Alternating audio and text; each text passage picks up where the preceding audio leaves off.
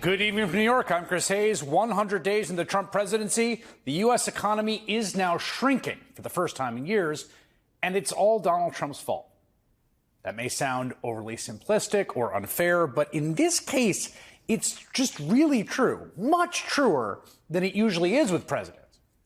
Remember where we were before all this, right? The last administration, President Joe Biden, had to deal with this enormous set of challenges. Supply disruption that came out of the wake of COVID, and then inflation and the war in Ukraine, which spiked oil prices, and they managed to steer through the whole thing. Inflation came down as wages stayed high and unemployment neared record lows. They ended up with this kind of Goldilocks, not too hot, not too cool economy, a very difficult trick to pull off. It never went into recession, something so many people on TV kept saying was coming right around the corner over and over and over.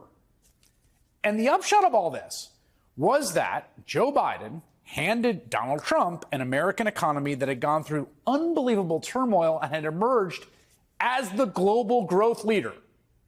Donald Trump took office on January 20th with yet another sweet inheritance. Honestly, Trump is inheriting a strong economy. It's not like, a President Trump comes in and has to rebuild a broken down economy in his own way. The setup's great, right? I mean, Trump is inheriting an economy, both a market economy, so the Wall Street economy looks good. Obviously, we're talking everything's out. The Main Street economy looks good. Stay the course, folks. We're going to have the best economy of any industrialized country. If it were a movie, this Economist magazine cover from last October would have been the kind of movie poster. America's economy, the envy of the world. And again, all Donald Trump had to do was just not screw it up. But he's really, really intent on screwing it up. So today, we got this big flashing warning sign, which is that the American economy contracted, meaning it shrank. The nation's GDP, all the goods and services we all produce, the total value of the economy, it shrank in the first quarter of this year by 0.3%. Now, I should say, it contracted for somewhat weird reasons in terms of the technical measures of how this happens, how GDP accounting works, right? A huge part of driving this contraction number was that Americans actually massively increased, counterintuitively, our imports from other countries. Our trade deficits went up because, why? Well, because everyone's scared of higher costs and emptier shelves from the tariffs. Okay, but again, that's not some act of God. It's not a pandemic. People are behaving that way because Donald Trump has started this wildly destructive trade war, which is likely to continue to cost enormous amounts of growth and jack up prices on all imported goods and possibly pitch the economy fully into a recession. A new worry is that Trump's import tax will be a nightmare for Christmas. That's because supply chains take a very long time to materialize. Retailers are even ordering ahead for the Christmas season. And toy makers and retailers are now pausing orders for the winter holidays. 90% of America's Christmas goods come from, yes, you guessed it, China. Barbie dolls, things like that, China. And if you're waiting for jolly old St. Trump to save Christmas, listen to this. Mr. President, when will you speak to President Xi of China? That'll happen. I mean, look, right now, and I told you before, they're having tremendous difficulty because their factories are not doing business. They made $1 trillion with Biden, $1 trillion, even $1.1 trillion with Biden selling us stuff. Much of it we don't need. Somebody said, oh, the shelves are going to be open. Well, maybe the children will have $2 instead of $30, and maybe the $2 will cost a couple of bucks more than they would normally. But we're not talking about something that we have to go out of our way. Oh, the golden toilet guy is now preaching minimalism? Who needs all this stuff? Really? Imagine if that had been Donald Trump's 2024 campaign message. You already have too much crap, you spoiled brats. You and your kids are going to have to make do with less, and the less stuff is going to be more expensive. Every economic expert and CEO has been warning him for months that this would happen, but he's not listening to them because he's listening to himself and his own experts like Peter Navarro. When you strip out inventories and the negative effects of the surge in imports because of the tariffs, you had 3% growth. So we really like where we're at now. Yes, it's true. If not for the tariffs, it would be great because you'd basically have the Biden economy that Trump inherited. The Wall Street Journal reports instead that the Dow is now headed for its worst April since Herbert Hoover in 1932, at the height of the Great Depression. That the S&P 500's performance since Inauguration Day is now the worst for any president up to this point in data going back to 1928. Of course, Trump's spin is not a new one. Blame Joe Biden. I don't view the stock market as the end all. It's an indicator. But what the stock market really tells you, and when you look at the stock market in this case, is it says how bad a situation we inherited. This is a quarter that we looked at today, and we took all of us together. We came in on January 20th. So this is Biden, and you could even say the next quarter is sort of Biden because it doesn't just happen on a daily or an hourly basis. Okay, this quarter, maybe the next quarter too, that'll be Biden, although if there's growth next quarter, I bet you it won't be Biden. It's so strange how the stock market under President Trump is really Joe Biden's, while the stock market under Joe Biden was somehow Trump's. The Biden team can say, well, if things are so bad, how come the stock market's on a roll? Because they think I'm going to be elected. That you think the stock market's rallying because people think you're going to be elected? Yeah. Between inflation and the horrible economy, and the only reason, by the way, the stock market goes up is that I'm leading in all the polls. If I weren't leading, the stock market would be way down. You know, a lot of people say the only reason the stock market's high is everyone thinks I'm going to win the election. I believe that's true. I don't want to say this. It's too braggadocious, but we'll say it anyway. The Trump effect. It's you. You're the effect. Since the election, the stock market has surged. So credit where credit's due. This is Donald Trump's economy now. It really is his. He truly owns it. The stock market went down because of what he did. Again, this is genuinely pretty rare for presidents, right? The presidents get praise or blame for the economy, but they don't affect it in the tangible and immediate way that Donald Trump has done so. Economic growth in America is now negative because of solely what Donald Trump and Donald Trump alone did. Not even anything that Congress did, because he did it unilaterally. And all he had to do was nothing. Just build on the economy he had inherited. And he chose to squander it instead. This first 100 days of this presidency have been, there's a lot of ways you could call it. A lot of people have been coming up with good science, put their own spin on it. I would say it's been a historic debacle. But I would also say that one of the most important things to know about that is that the country is very clearly wide awake to it, right? This is not a secret. Quote, Trump appears to be less popular at the 100-day mark than any other president since the inception of approval polling, says the Financial Times. Headline, Trump's approval at 100 days lower than any president in at least 7 decades. Headline, poll finds more Americans give Trump an F than any other grade for his first 100 days. They asked Americans to grade him. More Americans gave him an F than any other grade. Headline, new polls reveal Americans, including Republicans, losing faith in Trump.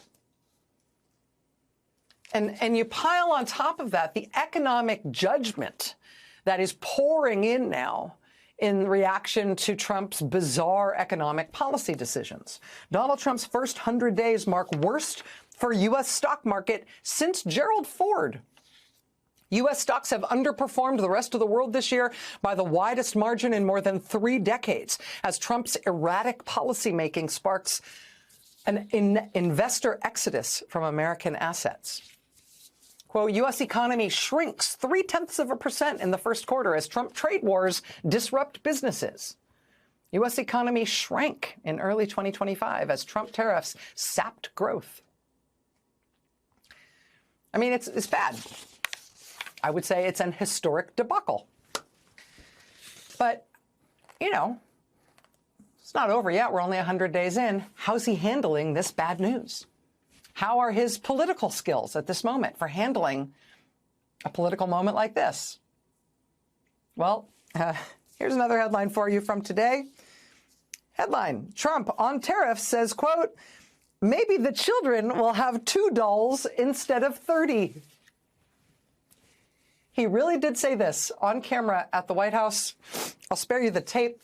I'll tell you, though, his exact quote was, well, maybe the children will have 2 dolls instead of 30 dolls, you know? And maybe the 2 dolls will cost a couple of bucks more than they would normally. So that's a little snapshot of the president's political skills right now. That's his political instincts, his ability to know just the right thing to say in a difficult moment. That's how sharp he is at this point in his life.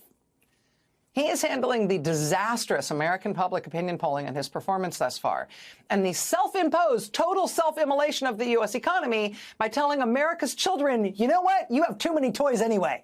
Suck it up, kids. Also, buy my crypto coin. You can maybe tie it all up in a bow with this new polling from the Public Religion Research Institute. Axios got the first look at this polling, and I think their headline on it sums it up well. Quote, most Americans see Trump as a, quote, dangerous dictator. And that's exactly what that poll found. I mean, the exact phrase that was put to people in this large, well-respected poll was, President Trump is a dangerous dictator whose power should be limited before he destroys American democracy. Do you agree? The answer was yes. By 8 points, yes, a majority of Americans agree with that. 52% of the country agrees with that. Break it down along racial lines, 67% of black Americans agree that Donald Trump is a dangerous dictator whose power should be limited before he destroys American democracy. 67% of black Americans. Latino Americans, 63%.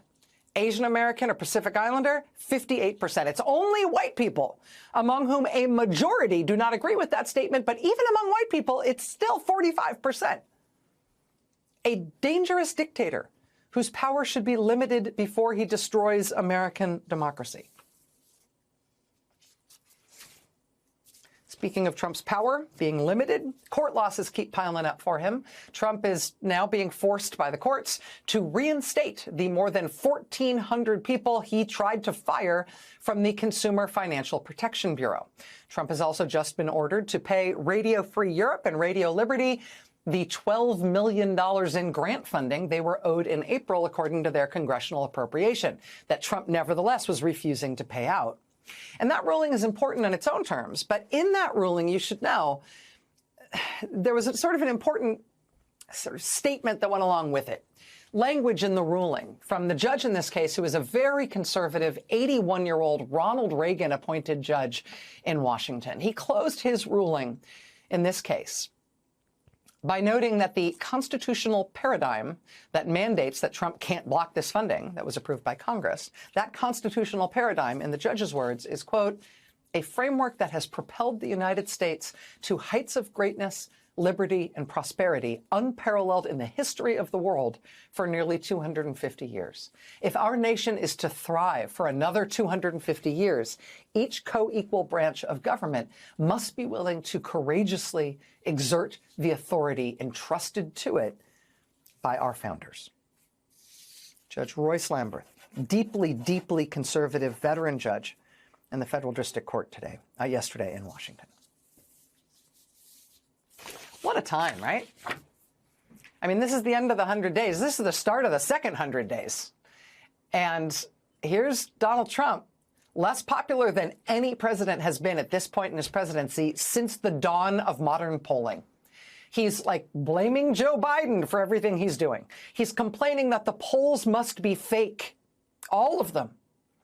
He's telling America's kids that, you know what, they've had it too good and that's about to change. While meanwhile, the courts are finding their voice, and the people never lost theirs in the first place. Second 100 days. The country seems like we're ready. Tonight, we're just getting started. Lots to come tonight. Stay with us. Plan to freeze government spending is on hold. Nothing that is being done, nothing is actually making life better for the American people. Elon Musk has been a big part of the first 100 days across the 100 days, as you probably noticed. And now we have a special report on one of the most unprecedented parts of all this. The world's richest man reportedly now moving beyond daily government work. That's the plan. I'll explain that in a moment. But he did join the cabinet meeting today in a little bit of a different posture. If you think that body language matters, and in Hollywood and Washington it certainly often does, back in February he was very big, standing over, almost lording over the meeting, bravado. Today, while definitely a presence, he was seated. It seemed almost coordinated, as the president also made a point of praising Musk while hinting at his departure. This whole room can say that very strongly. You've really been a tremendous help. You opened up a lot of eyes as to what could be done. And we just want to thank you very much. And, you know, you're invited to stay as long as you want. And at some point, I guess he wants to get back home to his cars. This is not political rocket science. You can kind of see what's happening. Special acknowledgement, the applause, alluding to going but not being pushed out. Stay as long as you want. There's actually more to that under law, which I'll explain in our report. But we have evidence that Musk is planning to get back to his day job or other business day job, so to speak. And we have evidence that is documented because there are still rules, even if you're pals with the president and a partial government employee. There are rules through the SEC and shareholder and regular updates about what the CEO is up to. Musk has told Tesla shareholders he'll spend less time on the federal government stuff and more time running the company. His personal fortune has crashed an astounding $114 billion in these 100 days. That is a ton even for someone as rich as Musk, over $1 billion a day lost. And it is related. Musk, of course, broke out his chainsaw, and he got some things done in Washington trying to use what are basically quick fixes instead of the longer hard work of changing staffing plans for a multi-year budget with Congress. He went in and tried to pick off or fire the people that were easiest to do under the current rules. His fortune, of course, is based on many things, but a huge part is the only currently publicly traded company he has, Tesla. You can see the price dropping over a third. And there are a range of reasons, but even Tesla analysts and pro-market people who want Tesla to succeed have complained that partly it's that Musk has politicized himself, his brand, and his companies. The regular Americans have taken the protests against Musk's government cuts and taken them out in the streets, in the fields, into Tesla shops, calls for boycotts. But it also goes beyond that company.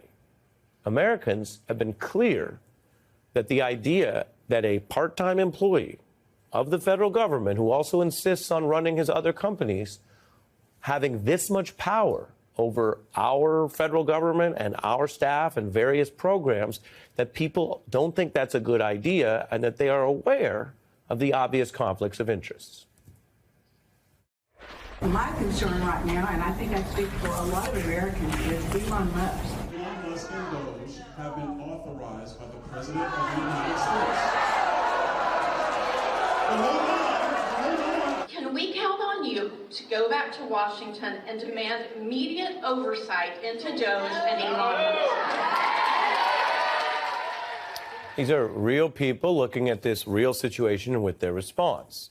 And we've covered before how some things in government still work. We've seen the Supreme Court continue to do its job and enforce limits. We've seen some agencies enforce limits. We've also seen the Trump folks push and get away with a lot. But keep in mind, most members of the Trump administration and all of the cabinet, they are following the current rules. They don't think they would get away with breaking the law on that and still trying to order around federal government employees.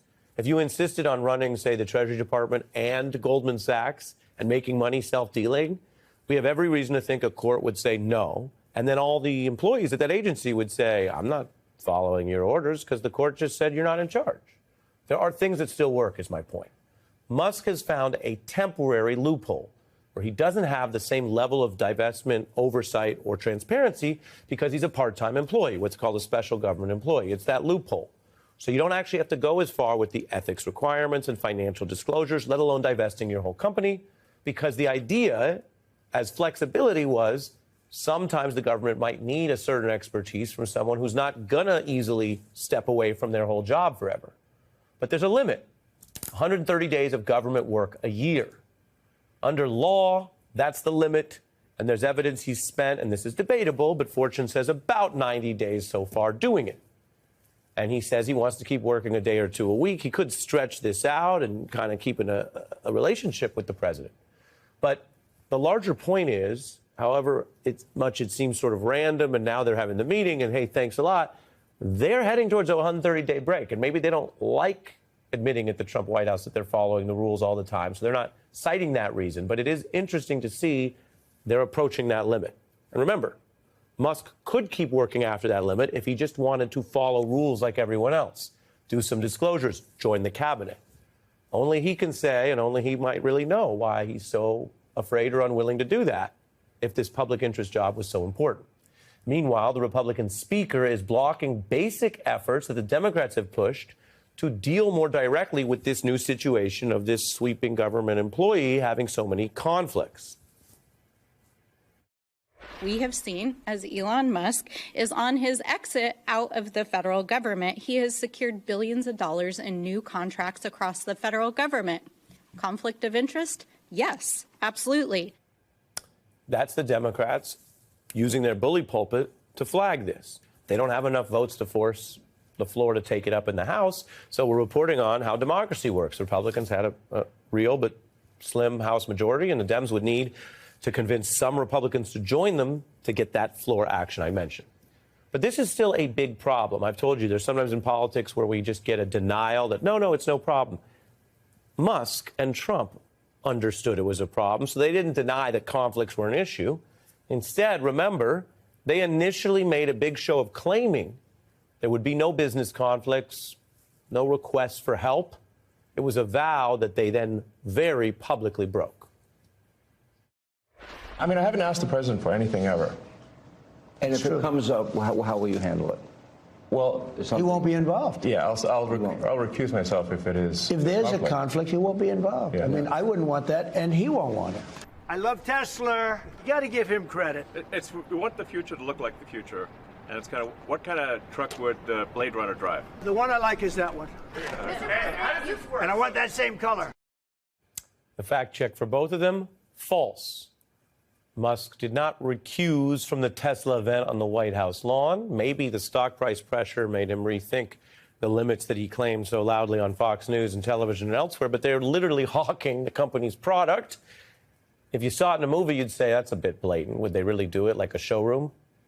That is how Musk has been running roughshod over not only the spirit of the rules, but his own claims for himself.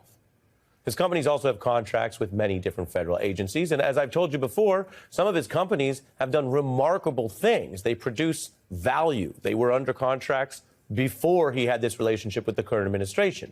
So we want factually to report on this and make sure that you're not getting ripped off. But we're not suggesting that he's never done anything of independent value. The problem is now he wants it both ways. And then also trying to slash the government and fire all these federal workers while doing business with the federal government. The savings that he said he would produce, the claims about them have also gone down. I think we can do at least $2 trillion. I think we'll try for $2 trillion. I think that's like the best case outcome. But I do think that you kind of have to have some overage. I think if we try for $2 trillion, we've got a good shot at getting one. We can actually find $1 trillion in savings. That would be roughly 15% of the $7 trillion budget. I'm excited to announce that we anticipate savings in FY26 from reduction of waste and fraud by $150 billion. Those were Musk's claims.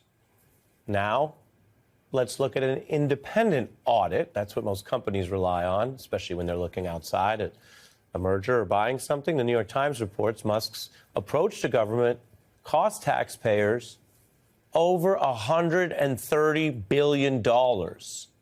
In other words, the bulk of what Musk has done has wiped out the claimed savings, even if you quote his current agency. And you take that together, and the numbers aren't really adding up.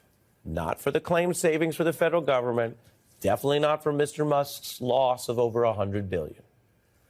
What did we just live through? Good evening, I'm Michael Steele. So we begin tonight with Donald Trump taking responsibility for rattling the global markets and pushing this country closer to a recession because of his tariff policies. Psych. Now that would be breaking news, but that's not his style. Today, in fact, Trump did the exact opposite, blaming former President Joe Biden for the economic anxiety that has engulfed the country and the world since he took office. You probably saw some numbers today. And I have to start off by saying that's Biden. That's not Trump, because we came in on January, this is the quarterly numbers. And we came in and I was very against everything that Biden was doing in terms of the economy, destroying our country. So we took over on January 20th. The tariffs haven't kicked in yet. That's Biden. It's crazy. Trump is defensive because another economic measurement has shown that his decisions are negatively impacting our economy and confidence in that economy. Today, the Commerce Department reported that the gross domestic product decreased for the first 3 months of this year, the first negative growth since 2022. And Trump is not only blaming Biden for the first quarter dip in the GDP, he suggested that he will also blame Biden for the second quarter if those numbers are bad. So, as you can imagine, Trump's claim that this is Biden's fault is inaccurate at best. Now, this decline in GDP reflects a wave of imports that companies purchased in an effort to get ahead of Trump's promised tariffs. Andrew Bates, a former White House spokesman under Biden, tore into Trump over his latest claim. Quote, when Joe Biden handed Donald Trump the best performing economy in the world, experts praised the U.S. for leaving every other wealthy nation in the dust. Now we're plummeting towards a Trump session. Joining me now is Edward Luce, U.S. chief columnist for the Financial Times, and Tommy Viator, who served as national security spokesman in the Obama White House. He is host of Crooked Media's Pod Save America and Pod Save the World. We need a whole lot of saving going on here tonight, gentlemen, so we're going to get into it. So, Ed, I get the projection, I get the displacement, I get the outward lying by Donald Trump. But the one thing you can never get around, my friend, and you know it all too well, are the numbers. Because the numbers are the numbers, right? Talk to us about what the report out today says about where we are right now and where we could potentially be heading as we end the second quarter and go into the third quarter. Yeah, well, let me just first start by underlining what you quoted Andrew Bates as having said. Last October, The Economist had a cover story saying the envy of the world, the American economy. It had achieved higher growth with a soft landing, which meant inflation was coming down, but growth wasn't sacrificed. No other major economy had achieved that. Now it's got cover stories with Donald Trump walking over piles of dollar bills with leaking gas and a match. That's in the space of a few short months. The first quarter, as you asked, Michael, 0.3% contraction. Now, a lot of that's because imports surged as people are rushing to panic buy and stock up their inventories ahead of the big tariff increases. But as Trump himself said, he's anticipating that the impact of those tariff increases are going to really hit consumer demand, which is most of the economy, and depress growth. And in fact, he said today that why should kids need a choice of 30 toys from China? They can have a choice of a couple of toys, and if they pay a few dollars more for them to be made in America, then so be it. That is the definition of a recession. You earn less money. Your income is shrinking. And so he's preemptively blaming that on Biden. You really couldn't make it up. It was Trump's stock market last year when Biden was president. Now that Trump is president, it's Biden's stock market. You couldn't make this up. Hey, Tommy, my man Ed just led me right where I wanted to go next. And so I want you to listen to before I blamed Biden, I took credit from Donald Trump when he talks about the stock surge and what's happening right now. Let's take a listen. Before even taking office, you are already seeing results that nobody expected to see. Everyone is calling it I don't want to say this, it's too braggadocious, but we'll say it anyway, the Trump effect. Since the election, the stock market has surged. Now, the stock market's not doing so well, and you're saying that's the Biden stock market, yet you are the president. Can you explain that? Yeah, I'm not taking credit or discredit for the stock market. I'm just saying that we inherited a mess. Okay, I won't even tell you what I think the Trump credit is here. How do you deal with that? How do markets deal with this level of uncertainty? And what do you expect the response to be going forward? Is there going to be a further contraction, do you suspect? Or what? I mean, because, look, you've got Bezos and Amazon doing backflips, not wanting to talk about the real numbers. You've got Trump out here lying to folks about what's happening and basically, to Ed's point, telling them, oh, you can just have 2 baby dolls. You can't have more than that. How does this play out for consumers? Yeah, I mean, well, first of all, comments like that are why I find Trump so personally annoying. He's always blaming someone else. He's always whining. The media is always after him. I mean, if someone on your football team acted like that, everyone would hate that person, right? You're supposed to be the leader of the free world. Step up, lead, take responsibility. But to Ed's point, I mean, I think the markets have spoken loudly. The stock market collapsed. It almost went into bear market territory when the tariffs were announced. To the extent that it has recovered, it is because the markets perceive Trump as walking back his tariff plan. But there's also still challenges in the bond market and the currency market. And all of that together is telling you that investors do not see the United States as a safe place to park their money. And they feel that way because of political choices being made by this administration. So if we're looking at someone to blame, it is clearly Donald Trump. And again, like Ed mentioned this, there are reports today that West Coast ports are seeing up to a 1/3 drop in the number of ships coming to them next week. That means in the very near future, there could be a run on goods imported from China. There's going to be scarcity on the shelves. Consumers aren't going to be able to find things. It's not just toys and luxury items. It's stuff like car seats for kids, like things that parents really need. So this could be a big deal. Before term limits were imposed on the presidency by constitutional amendment, Franklin Delano Roosevelt was our longest-serving president, elected 4 times in a row. He died in the 13th year of his presidency, nearly 12 weeks after his 4th inauguration.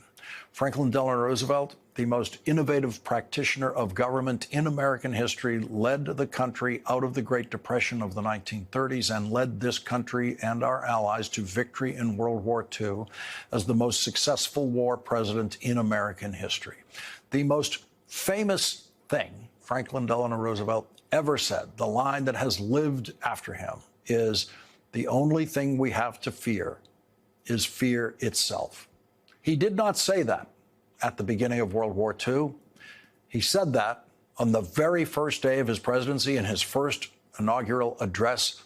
And 100 days later, Franklin Delano Roosevelt had accomplished more in the American presidency than any previous president. He changed our relationship to government, and he did not do that through executive order.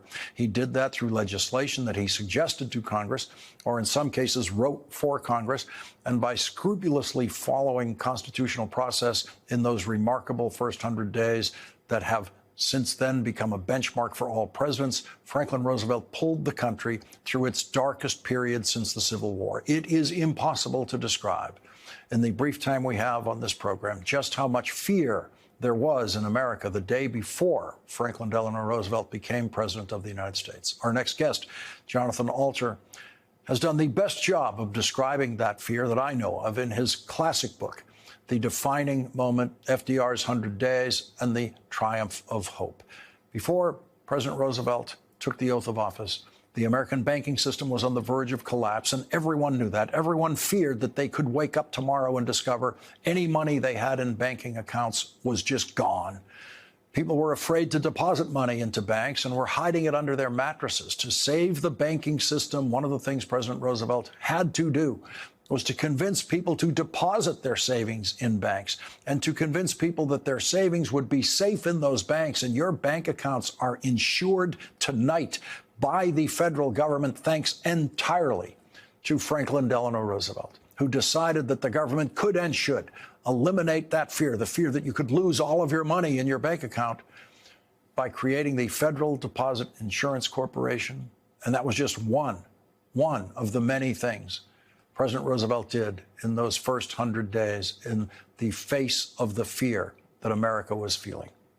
When President Roosevelt was inaugurated, there was widespread belief that the country needed a dictator to get out of the economic hole that it was in. And even some Republicans were sympathetic to the idea of allowing the Democratic president to have dictatorial powers in that darkest hour. President Roosevelt heard those urgings toward dictatorship and did exactly the opposite, working with Congress and the constitutional process of legislation and winning not just Democratic votes in Congress, but also many votes in the opposing Republican Party on many of his country-saving ideas. In Jonathan Alter's Washington Monthly column comparing Donald Trump's first 100 days to President Roosevelt's first 100 days, Jonathan Alter writes, in his first 100 days, Trump hijacked Roosevelt's famous line and essentially said, the only thing we have to use is fear itself.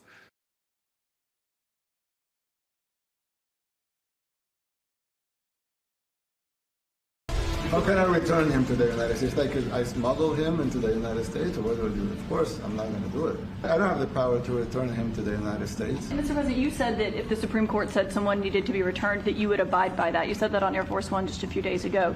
And they said that it must be facilitated. Why don't you just say, isn't it wonderful that we're keeping criminals out of our country? Why can't you just say that? Hi again, everyone. I'm Ali Velshi in for Nicole Wallace. We're coming up on 5 o'clock here in New York. Just a few weeks ago, that's what we heard from Donald Trump. A total abdication of responsibility for the man wrongly deported to El Salvador, Kilmar Abrego Garcia, saying that it was all up to the Salvadoran government to release him.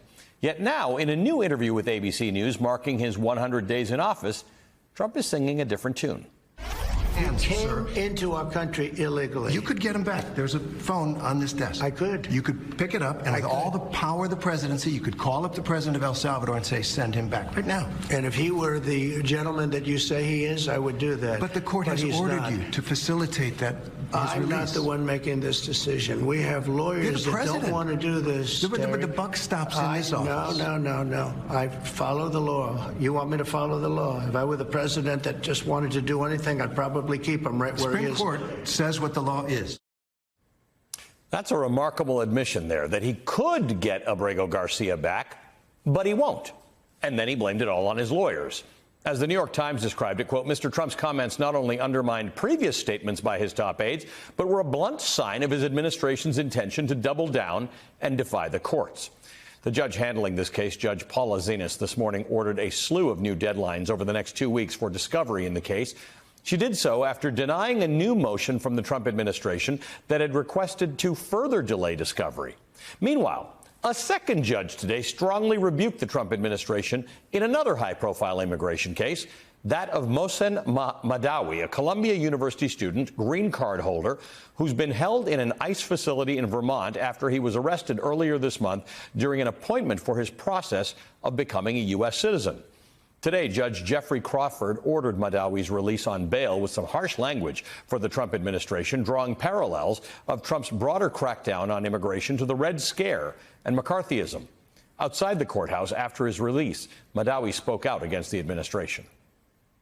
And I am saying it clear and loud. Yes. To President Trump and his cabinet. Yes. I am not afraid of you. For anybody who's doubting justice, this is a light of hope, a hope and faith in the justice system in America.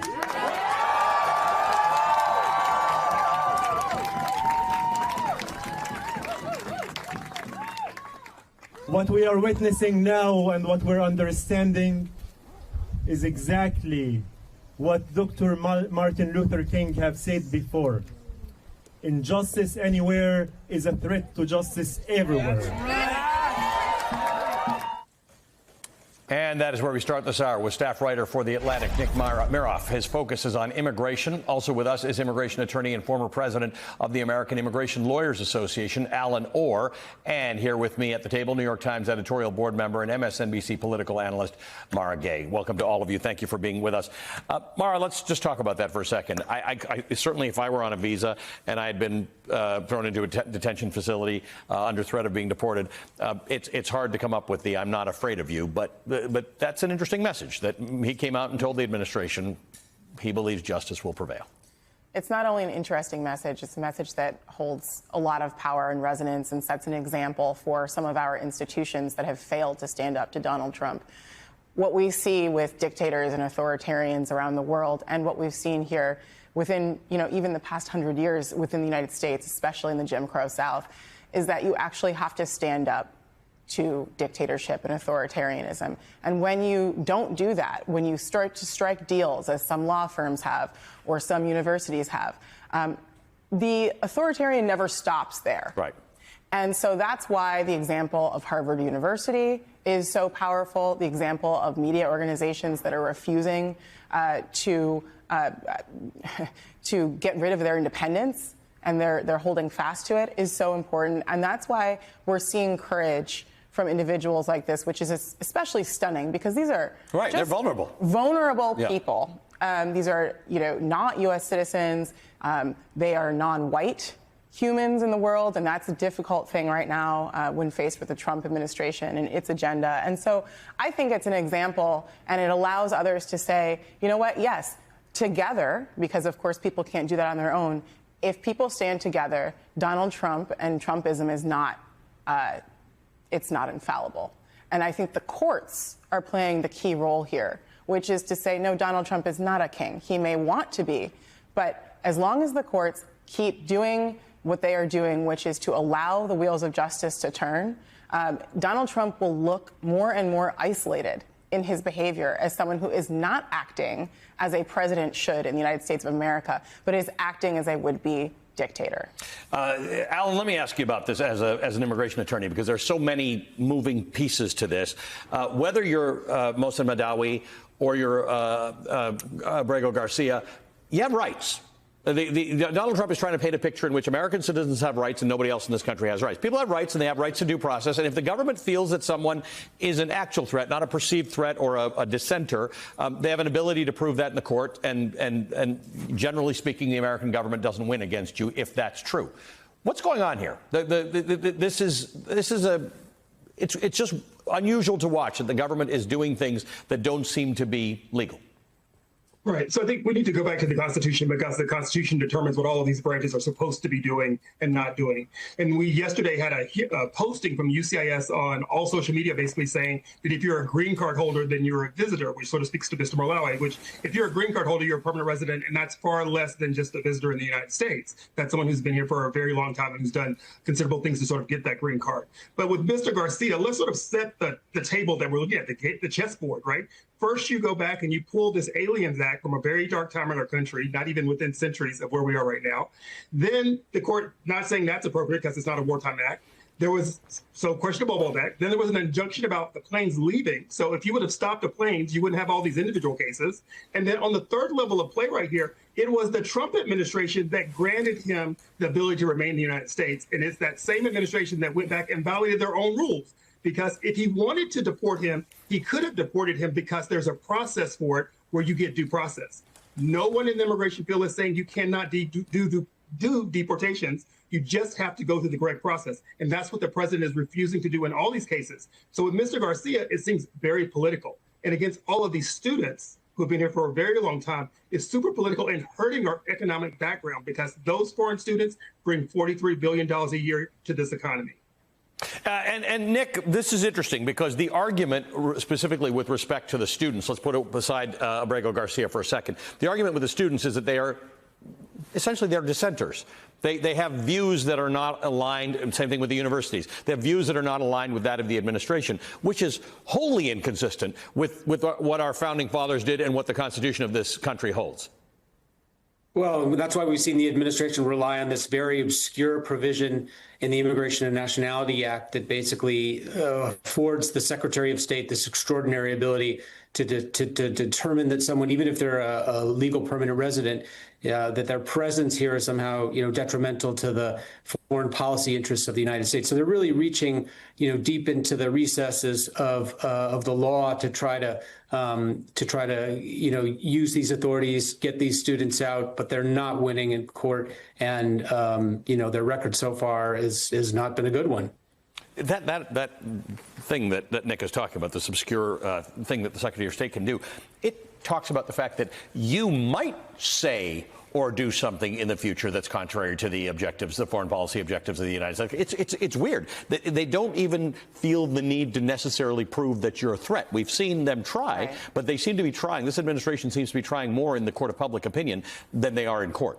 Well, first of all, what they're doing is they're looking into the reason this is an obscure law, the 1798 law, is that no other president has tried to use it because essentially it's so arcane that the belief for generations has been that there is nothing in the spirit of our modern democracy to back it up. Right. And there are a lot of obscure laws in not only the U.S. Constitution, but in state constitutions across the country that are no longer in use, in common use. And this is why. So this is cherry picking, and it's all part of this unitary executive theory, right, I believe, which really holds that the president, they're not three co-equal branches, but that the president really determines the law. And anyone, again, who has watched Schoolhouse Rock knows that that's not actually what we have agreed upon in this modern democracy. So there are a lot of obscure laws that any of us might choose, if convenient for us, to draw upon. That doesn't actually mean that they should be functional.